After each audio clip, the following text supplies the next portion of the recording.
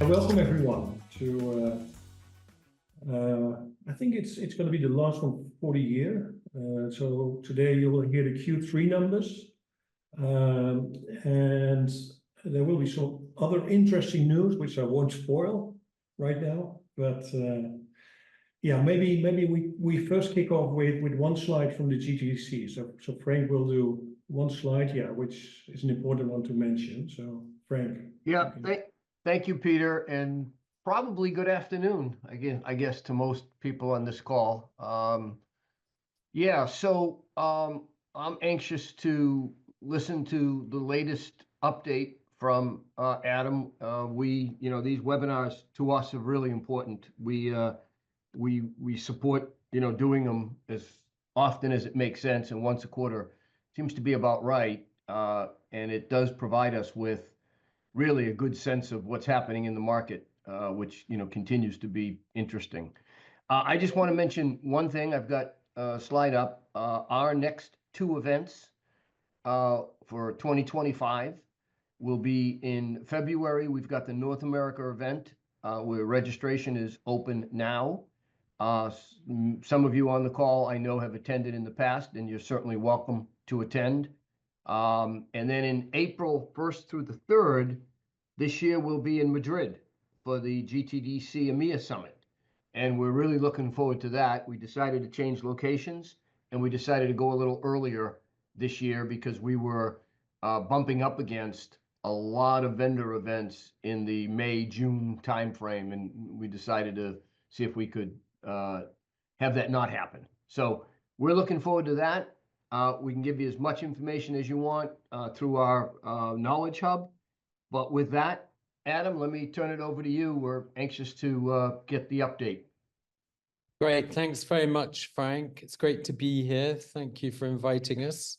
And I just, before I start, Frank, one of the things I'm going to talk about is the momentous events that have taken place in the US. So I do hope after I've made some comments, you will join with your comments, because you're much closer to it than I am. And we'd be very interested to hear how you think things are going to play out. Some of those, I mean, we're all speculating at the moment. But in any case, I just think that when we're talking about 2025, this is quite a big shift in our expectations. So let's have a look and see, how did we do in Q3 2024 against forecast? We forecast 1.8%, including telecoms, and 1.5% without telecoms. Remembering that we do it like this because telecoms can shift quite a lot, both in terms of the volume of sales, but also in the channel shift as well. So we do it so that we can see what's going on in the core of distribution. And we were beaten by the market by a very respectable amount of 2.5% overall, and a bit more, 2.9%. We set our expectations to be within plus or minus 3%. So we came within our expectations. And there were some good upsides in Q3. When I was speaking to you back on the 25th of September, we were running at 4.6%. And I did say to you then that September was a bit weaker than August, and that I was expecting the quarter to come in a bit below. So it's come in pretty much where we thought it was going to come in. But let's have a look and see what it looks like. So you can see this really nice trend, which I showed last time, but now last time I had 2% in for September. It actually ended up at 3%. So you can see a very nice steady growth. And just to remind you that we do adjust for days. If you did this graph without adjusting for days, honestly, it looks completely insane, particularly because of Easter falling in March this year and in April last year, the year before. So that's why we just adjust for days, and it really does help to look at the trend. Now, it was slightly down September on the previous months. We've seen ourselves come into growth since June. So I have a little bit of a cold shower to share with you, which is that October and this is breaking news because we only published the results today. October came in at -2% on a day adjusted basis. There was one more day in October 24 than October 23. If you look at our data, it looks like there's a 2% growth, but we take into account that additional day. It'll go the other way in November. So this is just a little bit of a caution about where the quarter's going, but we're still forecasting a growth quarter, even if October has been a bit slow. One of the very notable things about Q3 was just what an incredible quarter it was for value. And it was a huge software sales, 22% growth in software in Q3, driven by cyber security vendors, but also you'll see there's a big shift of the go-to-market of VMware and also IBM. And those two, you'll see when I show the vendors, had really stellar quarters. And this drove a very big increase. There was also a very big increase in server revenues, way above what we'd forecast, partly down to traditional servers, 15% growth down to traditional servers, but another 14% growth down to AI servers, mainly NVIDIA, which have gone through the channel. And so these are big, big deals, very difficult to forecast, and one of the jokers as far as 2025 is concerned. But in fact, it's become so regular in the channel that you're saying to yourself, well, it's going to happen in 2025. The problem is if you forecast it in a quarter and it comes in on the next quarter, and any of you vendors and distributors who are actually dealing with this, you'll know exactly what I mean. If you forecast it for one quarter and it comes in the next quarter, you can have a massive variance. So we've taken in our server forecasts, I think, a probably rather cautious approach in the numbers we put together because we're looking more at the run rate, but we know pretty well that these deals are becoming run rate. They're becoming something we can expect. They've been a variance in Q1, Q2, and Q3. They've been a positive variance in all three quarters.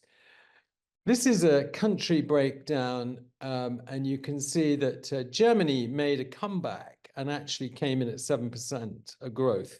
Now, there was a huge deal that went through at the end of September through Germany. If you took that out, it's still growing by 3%. So it's very nice to see that. And I've done a little graph here, which just reminds you the last time that Germany was in growth was in Q1 23. We've actually had 5 quarters of negative change since then. In the UK, we've had incredible performance in telecoms in Q2 and in Q1. It underperformed what we thought it would do in Q3, but infrastructure did really well. In Italy, we saw personal systems underperforming, which is probably down to education deals, the comparatives, but software and peripherals doing well. France had a bit of a disappointing software quarter. And one of the notable things was Poland, where last year in September, the huge deal of 400,000 PCs for all 11-year-old pupils in Poland started to come through. And we didn't pick it up enough in the comparatives. We could have forecast that one better, actually, I think.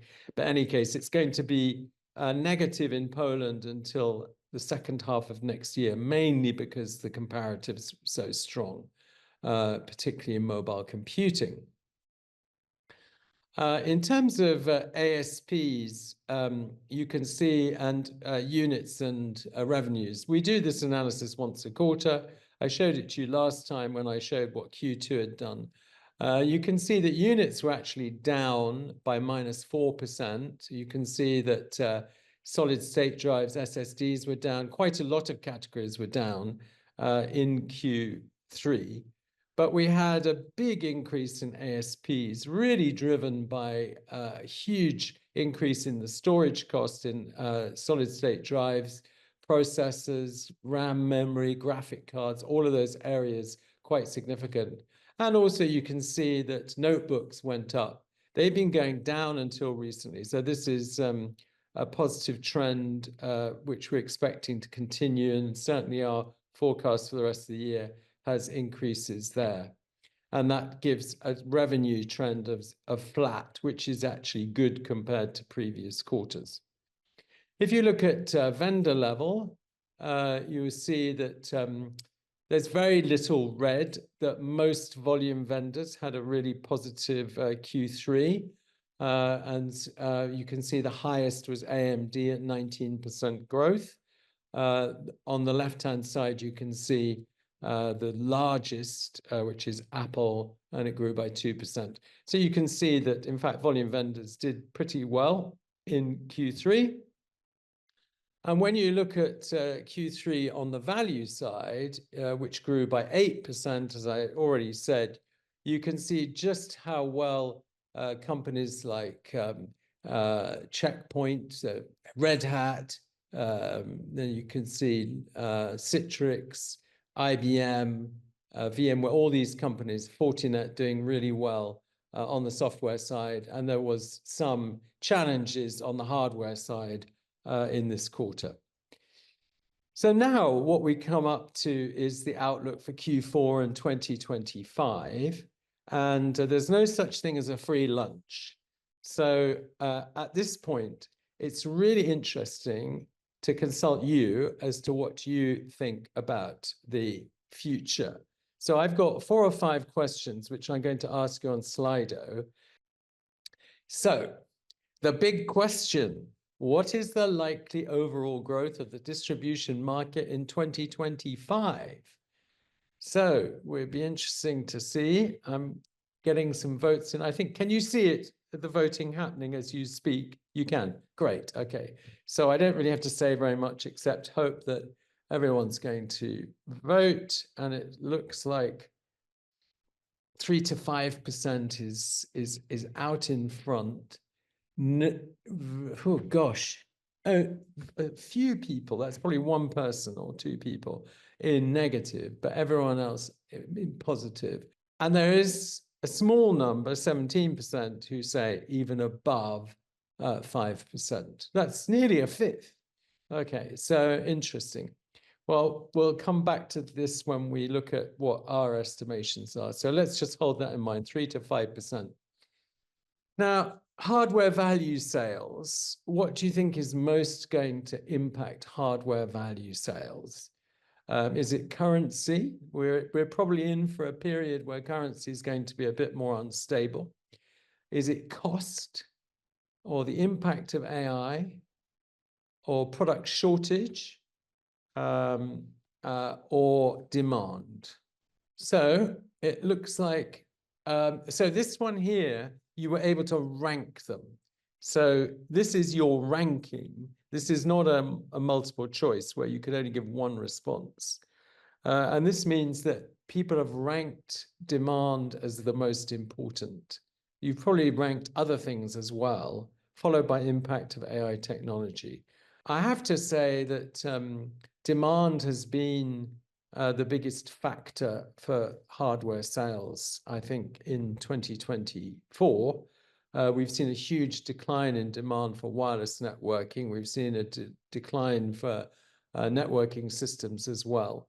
We've seen servers doing well, and storage very average, not that well. So I think what people are saying is that demand is going to continue to be a really big impact. And it's all about projects starting or not starting, and whether people have the budget to do things. But then the impact of AI technology as well. That one is a big joker, and we think that we know it's going to impact servers. We're pretty sure it's going to impact networking, although we're not sure by how much, and also storage as well. So that one is a bit of a joker for 2025. Okay, so this is a huge question, which if you ask various people, you'll hear very different responses. And it's one of the big unknowns of 2025, just how much mobile computing is going to grow. I mean, you know, I didn't put a negative number there because I didn't think it was absolutely possible for mobile computing to go negative in 2025.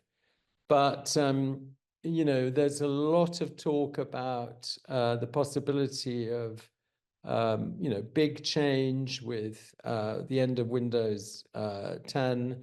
There's all the talk about AI PCs. And so people, you know, you might feel some people are talking it up. I think distributors are being a bit more reserved and saying, hang on a sec, we're not really sure. There is one scenario which someone has said to me, which is that there could be a sudden demand leading to a product shortage, leading to a greater demand, which could be one of the factors that would impact mobile computing in 2025. But let's say that for you, it's between 0 and 5%. Okay, good. Well, we'll come back to that with our numbers. Now, we do a word cloud prediction, and I would say I was looking at the word cloud predictions that have been done previously in this session, and I would say that it's been pretty spot on. So January 2022 is when inflation really started, and we all know from the recent American election just the consequences of how serious that has been in the minds of, you know, particularly the US. It's been talked about so much recently. As one of the factors that impacted the result, but also throughout Europe with cost of living going up. So this was in January 2022. I then did it in April 2022, and it was just after the war had started. So again, I mean, it was very much on our minds, and you know, we've now settled into a period when we're kind of used to it, but at that stage, it was a bit of a shock to all of our systems. When we came to January 23, everyone came into 23, and the biggest concern you expressed was recession. Inflation had slightly gone down in terms of fears. Now, it's incredible when you look back to the forecast for 2023, because this group was optimistic about the outcome of 2023 in January. There were many people who voted for basically, there was some who were voting for 3 to 5% growth. We settled for 2% growth in 23, and the actual reality was minus 5%, minus 4.5%. So 23 was the big shocking year to us all, because I don't think any of us really came in. But I was interested that, you know, the big worry as we came in was recession. It was worse than inflation. It was actually retrenchment. So kind of intuitively, I think that the people really knew, even if we weren't forecasting it, that this was the big thing. And then in January 2024, the big concern was the economy. That was really it. And to be honest, we have been, you know, we've had a less than we thought we were going to get in 2024. And I think the economy has been the big drag in 2024. So you can see a few things in there, by the way, in small, which is quite interesting. Germany, AI PCs, wars were still there, China, and I think even elections got a mention somewhere. So now let's get your thinking caps on, and let's think what factor you think will most impact the results of the IT channel in 2025. So this is a word cloud, and you know, you can put in whatever word you want to. As more people vote for particular words, so the word gets bigger. So that's the way the word cloud works. So at the moment, ooh, right, okay. Okay, it's always kind of interesting to watch how this changes as people look.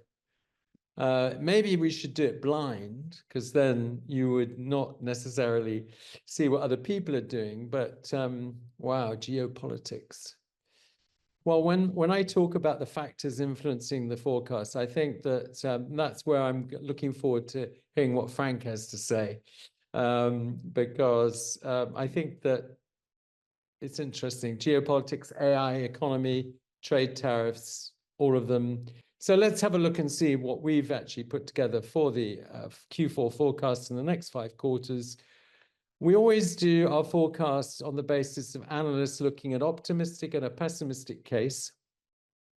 The classic example for that is mobile computing, where, you know, we just don't know what the uptake's going to be in 2025.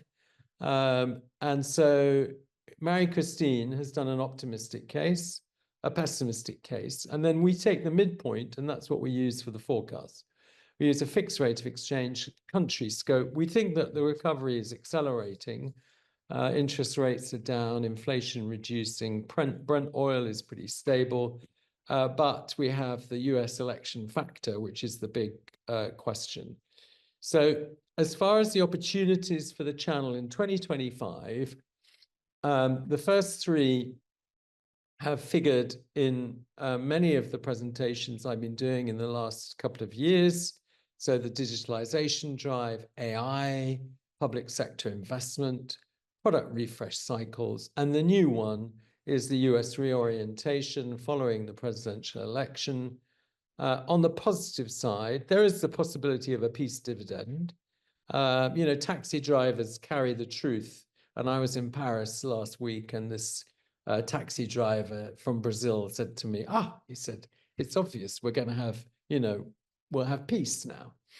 Of course, it could be peace with a price.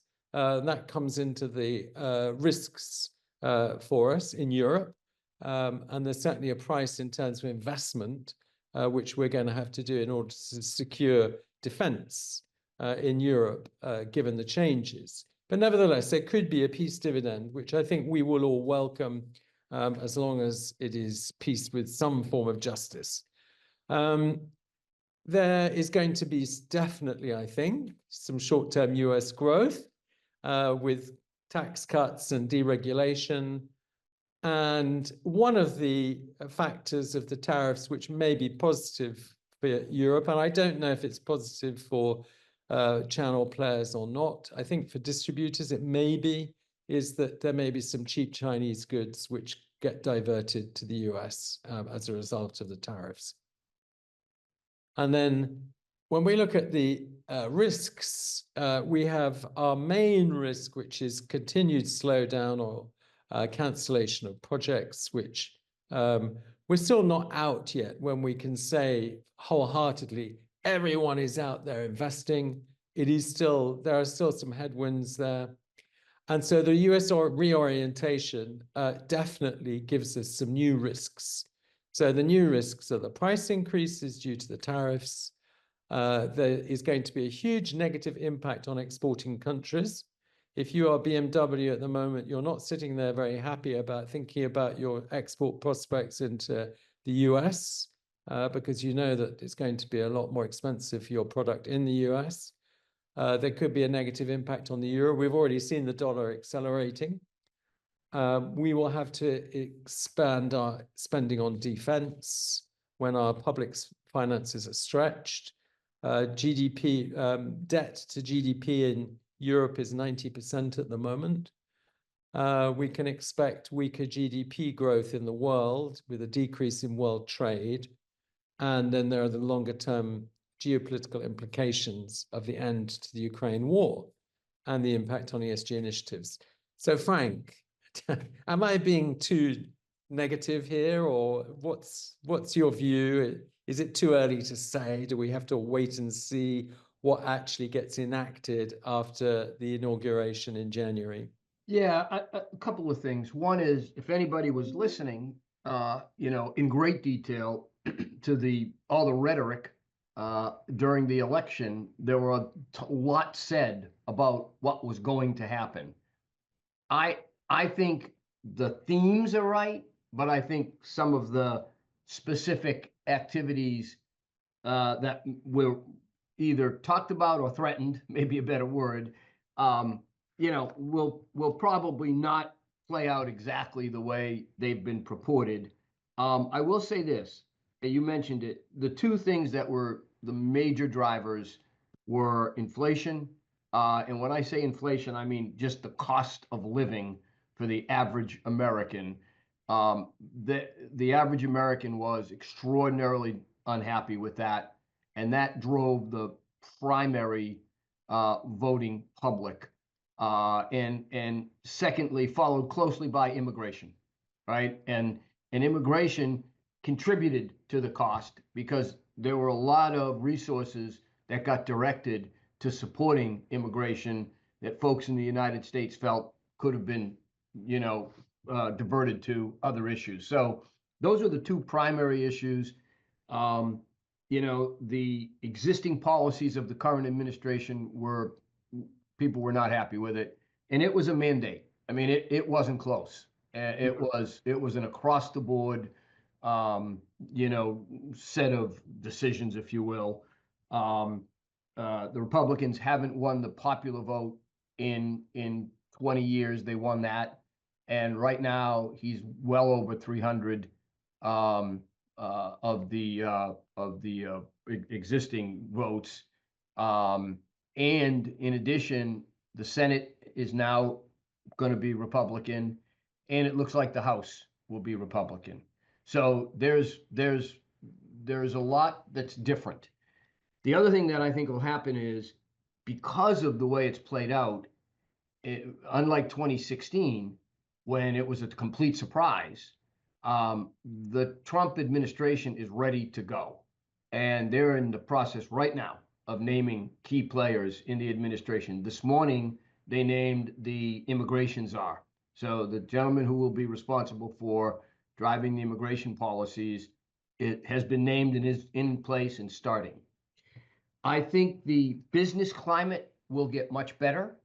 The regulations that were put on businesses in the United States were incredibly difficult to navigate and costly.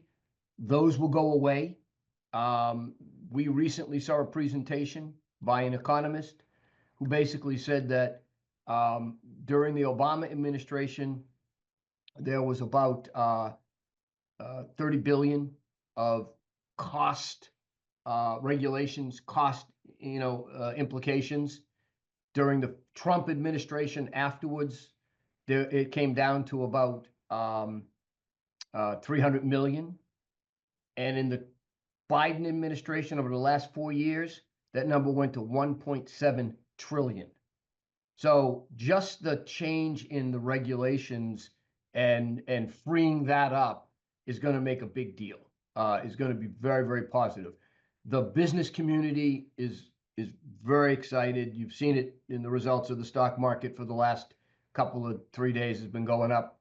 And so that's going to be positive. I think there'll be some chaos, however, as there always is, I think, within the Trump administration. Tariffs is one of the areas that everybody's concerned about. I think they'll play out, but I think it's very much a negotiating position, and we'll see how it kind of plays there.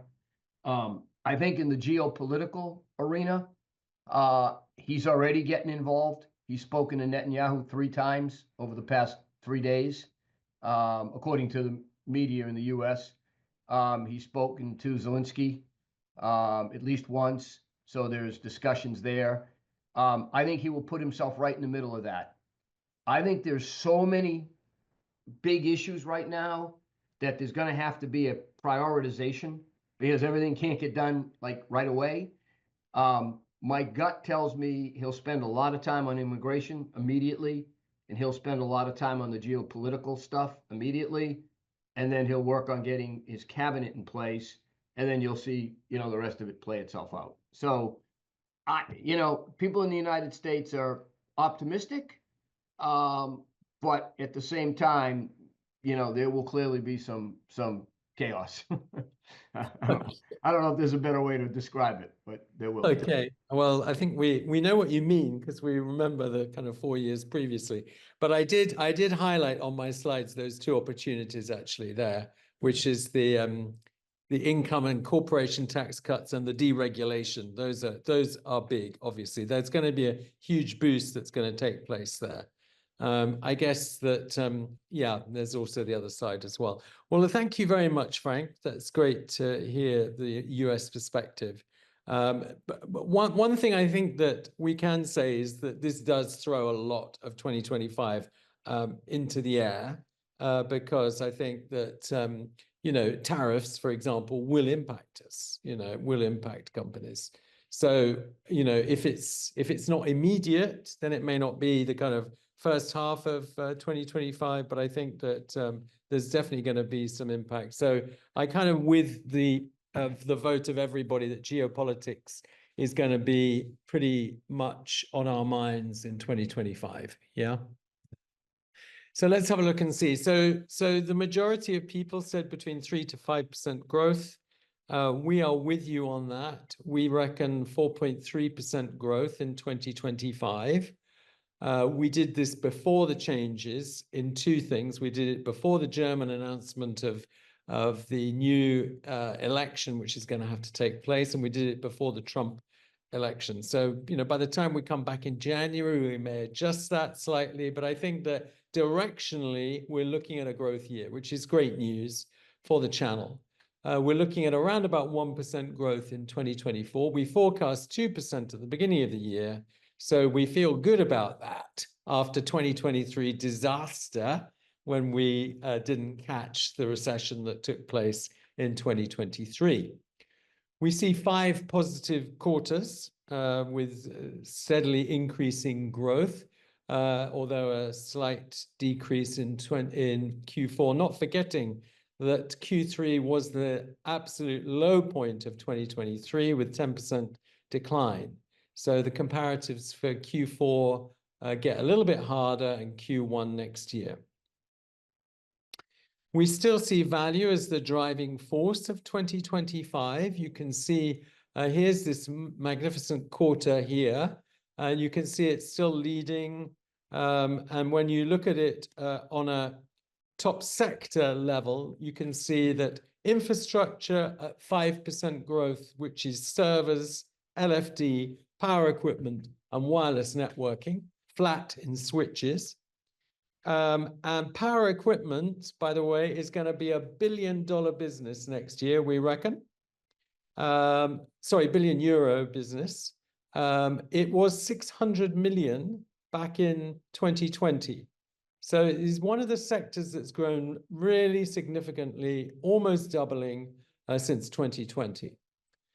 Our personal systems. Now, this is interesting. I was getting some feedback that our personal systems forecast was a bit pessimistic, but the majority of people reckoned it was under 5% growth. It was 3 to 5% growth or 2 to 5% growth.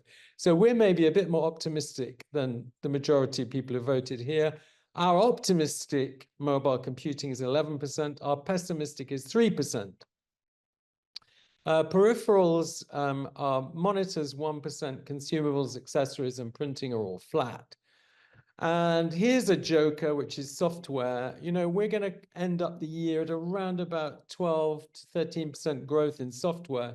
We're putting a less high growth in for 2025, 7%.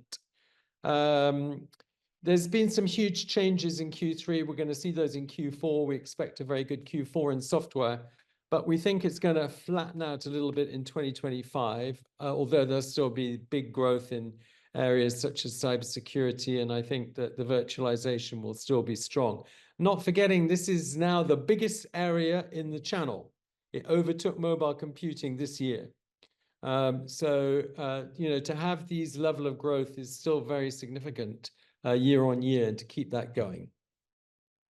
There's growth in all parts of Europe.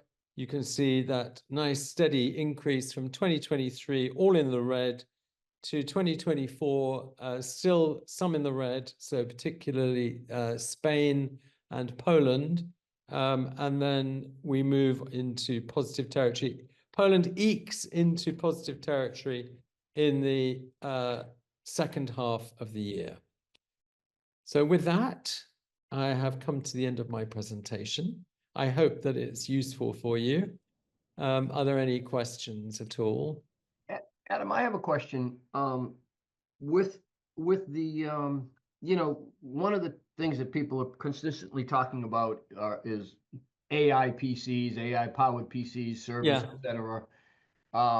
So two factors in 2025. One is they should be much more prevalent than they have been. And two, the compares coming out of 24 are pretty low, right? Based on what happened in 24. So I don't know. My sense is the PC, laptop number that you've got is low. That's just my sense, but I'd be interested in if anybody else agrees with that. Yeah, I'd be very interested because I was kind of surprised by the percentage which got the highest votes online, which was even lower than our 7%. So yeah, I mean, I think that there are some nice tailwinds going into 25. Yeah. If anyone else has any view as to what percentage they think, but or to back up what they voted for, please go ahead. But I think that at the moment, I asked Mary Christine recently, Frank, I said, what percentage of AI PCs will be TOPS 40, which is the AI Copilot compatible? At the moment, it's 3% of the, 5% of the 30% of PCs that are AI capable.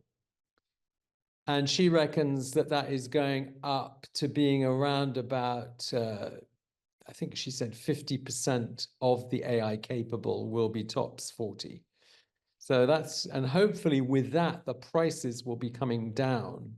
I think there's a lot of people who are waiting for the prices to come down before they invest. I think that's one of the issues.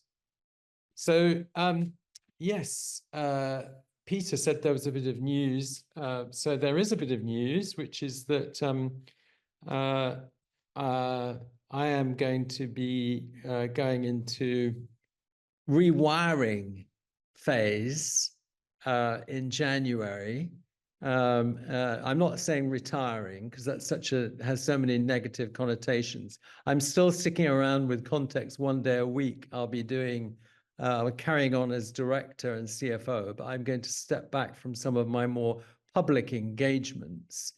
But the great news is that everyone comes to Context because of our fabulous data. So that's not going anywhere. That's going to be there. It's a great privilege as a person who's worked in this industry since 2013. Howard, by the way, is very perseverant. He started asking me to join Context back in 2007, and he kept on asking me every year. And then eventually in 2013, I joined. And it's been the best part of my career. I've absolutely loved working with Howard and with the Context team. It's a fantastic company.